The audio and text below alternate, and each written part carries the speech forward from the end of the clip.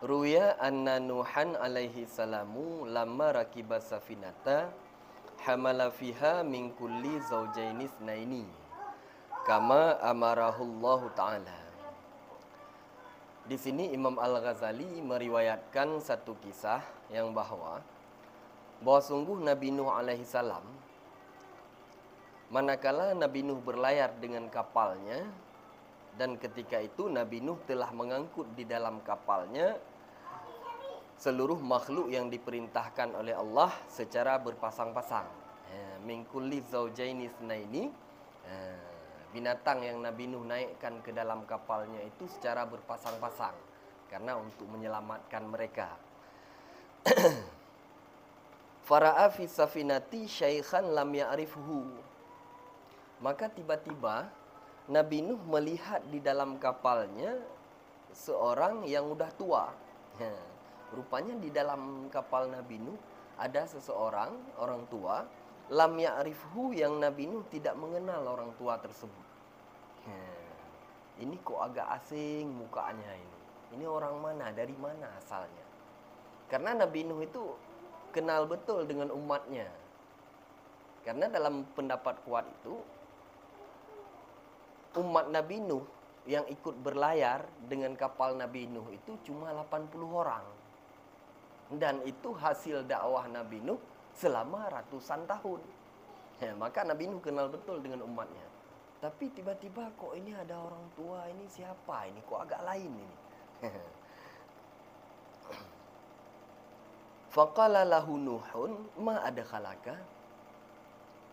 Maka Nabi Nuh mendekati orang tua tersebut lalu bertanya kepada orang tua tersebut, ma adkhalaka, apa yang membuatmu memasuki kapalku? Rupanya Nabi Nuh enggak tanya siapa engkau, tapi yang ditanya Nabi Nuh, apa tujuanmu masuk ke kapalku? Faqala, maka orang tua tersebut menjawab, dakhaltu liusiba qulubi ashabika fatakunu qulubuhum ma'i wa abdanuhum ma'ak. Maka orang tua itu menjawab, aku masuk ke kapalmu agar aku mengenai segala hati sahabat-sahabatmu, segala hati umat-umatmu. Fatakunu qulubuhum ma'i, maka adalah hati mereka bersamaku, wa abdanuhum ma'ak, dan badan mereka bersamamu. Ketahuilah wahai Nuh, tujuan aku datang kemari, tujuan aku ikut ke kapalmu, aku ingin mencegat hati umatmu. Aku ingin mengambil hati mereka, merampas hati mereka, menguasai hati umat-umatmu. Maka setelah aku kuasai, fatakunu qulubuhum ma'i, hingga nantinya hati mereka menjadi milikku, mengikutiku. Wa abdanuhum ma'ak, walaupun badan mereka ikut berlayar bersamamu. Artinya, biarkan badan mereka ikut berlayar bersamamu, tapi aku ingin hati mereka menjadi milikku. Mendengar jawaban tersebut, Nabi Nuh langsung marah. Marah besar Nabi Nuh. Rupanya langsung kenal Nabi Nuh. Faqala lahu Nuhun, maka berkata Nabi Nuh kepada orang tua tersebut, ukhruj minha ya aduwallah. Keluar. Keluar sekarang dari kapalku, wahai musuh Allah. La'inullah, fa innaka la'in. Maka bahwa sungguh engkau adalah makhluk yang terlaknat. Rupanya iblis. Rupanya iblis menjelma jadi orang tuh, jadi orang tua. Iblis ingin menguasai hati umat Nabi Nuh. Karena yang beriman waktu itu cuma 80 orang. Itu orang pilihan Allah. Allah selamatkan ke dalam kapal Nabi Nuh. Maka kita ini sampai hari ini yang hidup hari ini, itulah anak cucu daripada orang yang ikut ke kapal Nabi Nuh, orang pilihan Allah. Maka iblis ingin menguasai hati mereka. Karena kalau hati udah masuk iblis, udah berhasil dikuasai iblis, maka seluruh badan itu udah nggak ada apa-apanya itu. Rusak, binasa. Sebagaimana hadis Nabi itu, idza saluhat saluhal jasadu kulluh wa idza fasadat fasadatil jasadu kulluh ala wahyal qalbu.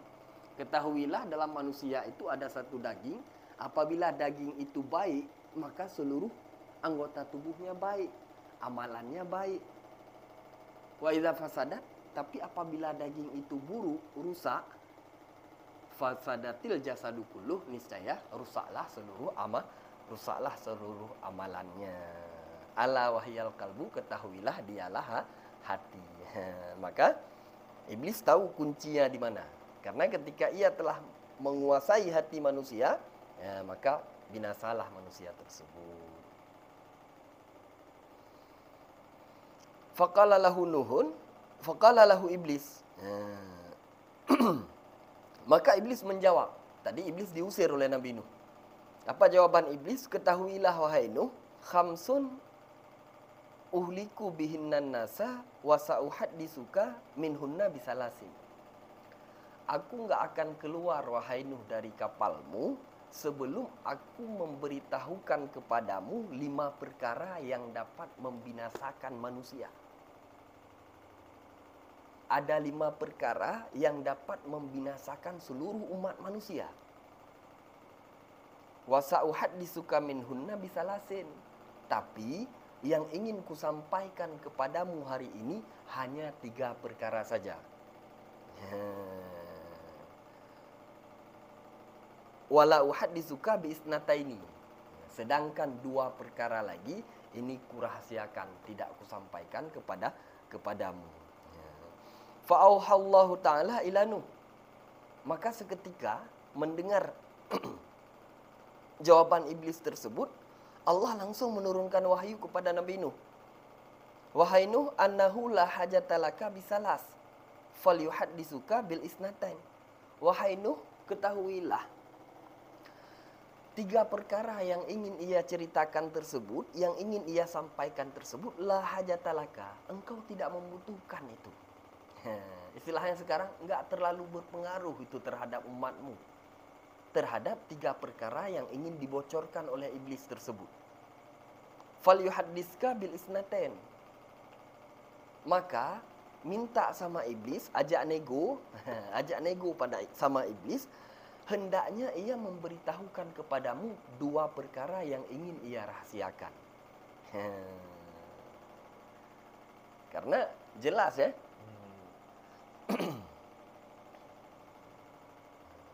Rupanya ini sifat iblis. Yang enggak penting, itu diceritakan. Tapi yang penting dirahasiakan. Faqala lahu Nuh, maka Nabi Nuh berkata, mal isnaten, wahai iblis, aku tidak membutuhkan 3 perkara yang ingin engkau ceritakan. Simpan saja 3 perkara tersebut. Tapi kalau boleh, ceritakan 2 perkara yang ingin engkau rahasiakan. Faqala huma allatani la tukzabani huma allatani la tukhlafani bihima uhlikun nasa al-harasu wal hasadu. Ketahuilah wahai Nuh, ada 2 perkara yang dapat membinasakan seluruh umat manusia. Keduanya itu adalah tamak dan dengki. Haras wal hasad. Tamak dan dengki. Fabil hasadi lu'intu wa ju'iltu syaitanar rajima. Ketahuilah wahai Nuh, dengan sebab kedengkianku lah lu'intu, aku dilaknat oleh Allah. Yaitu dengki iblis terhadap Nabi Adam. Benci iblis terhadap kenikmatan yang Allah limpahkan kepada Nabi Adam. Kenikmatan apa itu? Yang pertama, Allah angkat Nabi Adam menjadi khalifah di muka bumi. Ini sangat benci iblis, enggak suka iblis. Dan yang kedua, Allah limpahkan ilmu ke dalam hati Nabi Adam. Fa'allama Adamal asma'a kullaha. Maka iblis tidak senang terhadap kenikmatan yang Allah berikan kepada Nabi Adam. Maka oleh karenanya lah aku dilaknat oleh Allah. Wa ju'iltu syaitanar rajima, dan aku dijadikan syaitan yang terkutuk. Hingga anak cucuku dijadikan syaitan yang terkutuk oleh Allah. Kalau kita lihat riwayat iblis ini, iblis ini itu sebelum namanya iblis itu Azazil namanya. Makhluk yang paling dekat dengan Allah. Di setiap pintu langit itu tertulis gelar-gelar kedekatan. Gelar-gelar di setiap pintu langit itu tertulis gelar-gelar mulia yang dimiliki oleh Azazil atau yang sekarang disebut iblis. Al-Mutaqarrib, makhluk yang dekat dengan Allah. Dan banyak gelar-gelarnya yang lain. Ini iblis. Mengajari malaikat karubiyin, malaikat ruhaniyin 20.000 tahun. Ini ditulis di dalam kitab tafsir. Sujud kepada Allah 40.000 tahun. Sujud di Baitul Ma'mur, kiblatnya penduduk langit, 80.000 tahun.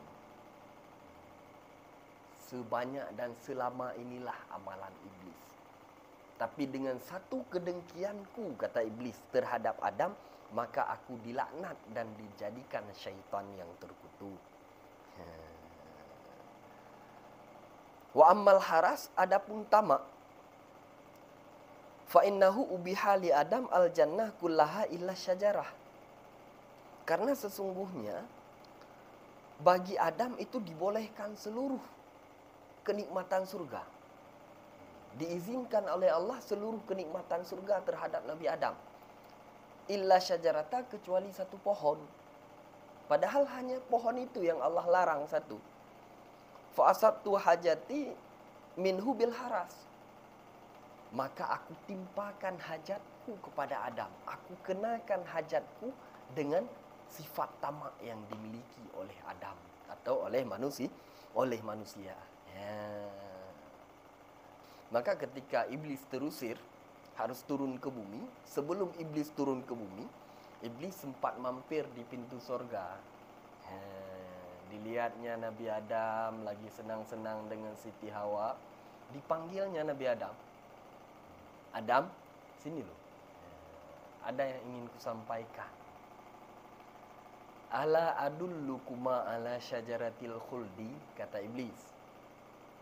Maukah engkau, hai Adam, aku tunjukkan satu pohon khuldi. Arti khuldi itu abadi.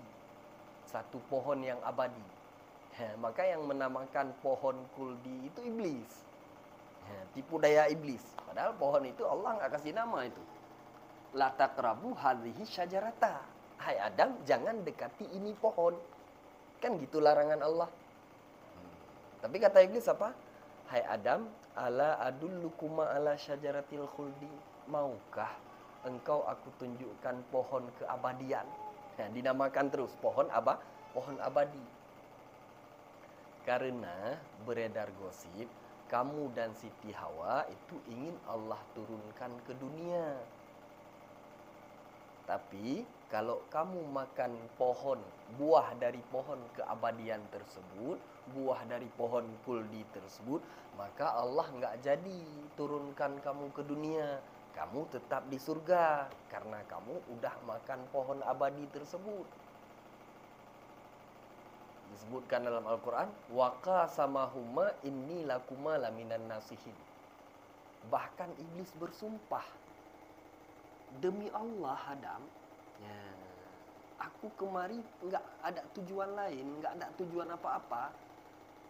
Inni lakuma laminan nasihin. Aku hanya ingin menasehati kalian berdua. Kedatanganku ini hanya untuk memberi nasihat, untuk menyampaikan kebaikan agar engkau tidak terusir ke dunia. Nah, ini tipu daya iblis. Kuat kali tipu daya iblis. Maka Adam makan buah dari pohon itu. Setelah makan, maka Nabi Adam turun ke dunia, ke bumi. Ketika Nabi Adam menangis di bumi, Nabi Adam menyesal. Allah bertanya pada Nabi Adam, ya Adam, mengapa engkau makan buah dari pohon itu? Padahal buah itu kan telah aku larang. Apa jawaban Nabi Adam?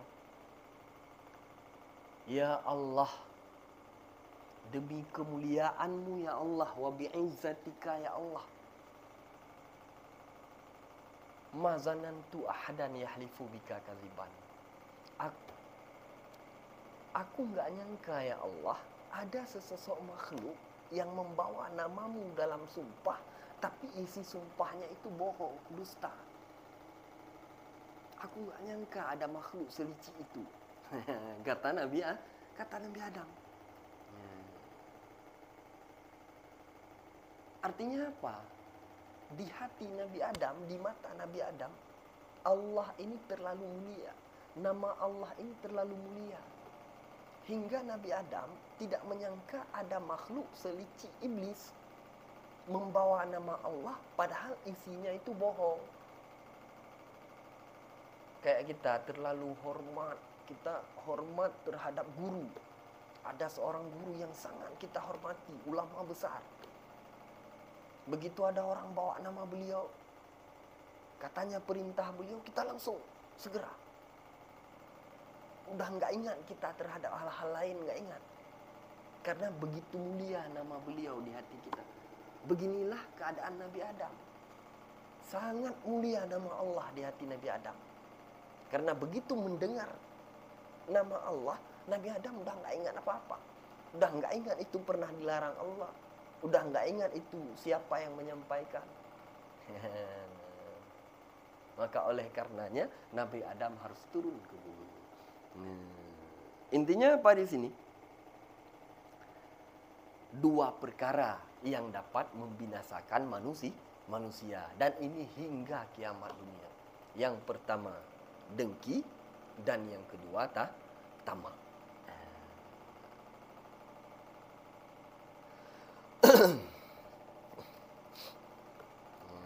Pertanyaan, mengapa Allah semurka itu terhadap iblis? Semarah itu Allah kepada makhluknya yang memiliki sifat pendengki, benci terhadap kenikmatan orang lain. Mengapa? Di dalam riwayat yang lain, Imam Al-Ghazali menjawab.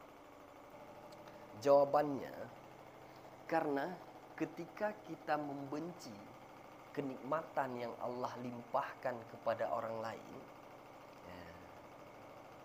kita nggak setuju terhadap kenikmatan yang Allah berikan kepada hambanya, itu artinya kita nggak setuju terhadap keputusan Allah. Yang sedang bermasalah itu ketauhidan kita. Kita melawan kehendak Allah. Nggak suka kita, benci kita terhadap keputusan Allah. Padahal itu hak mutlak yang dimiliki Allah. Nggak boleh diganggu gugat itu. Otoritas tertinggi itu. Hak mutlak Allah. Nikmat dari Allah diberikan kepada hambanya Allah. Kok kita yang nggak setuju? Kok kita yang marah? Kok kita yang benci, kan gitu? Maka Allah paling benci terhadap orang yang meragukan keputusan Allah. Karena ketika kita benci, nggak suka kenikmatan yang Allah berikan kepada orang lain, artinya kita meragukan keputusan Allah. Seolah-olah ini Allah kayaknya udah agak salah ini kok. Seolah-olah kayak gitu. Makanya Allah benci. Karena itu hak khusus Allah itu. Makanya sebanyak apapun ibadah iblis, ratusan ribu tahun itu hangus semua. Nggak ada nilainya apabila di dalam hati masih menyimpan penyakit dengki. Bahkan dalam hadis kudusi kan ada itu, Allah berfirman dalam hadis kudusi, man lam yarda bi qada'i barang siapa yang tidak rela terhadap keputusanku, falyakhruj minal ardi wasamai, maka hendak keluar saja dari langit dan bumiku, keluar. Falyatlub rabban siwai, cari Tuhan lain aja, jangan bertuhan kepadaku. Ini hal yang paling Allah benci. Maka hangus semua amalan. Iyyaka wal hasad, jauhilah hasad, fa innal hasada yakulul hasanati kama takulun narul hatab. Karena hasad, dengki yang tersimpan dalam dada itu akan menghanguskan seluruh amalan. Kama takulun narul hatab, sebagaimana api menghanguskan kayu kering.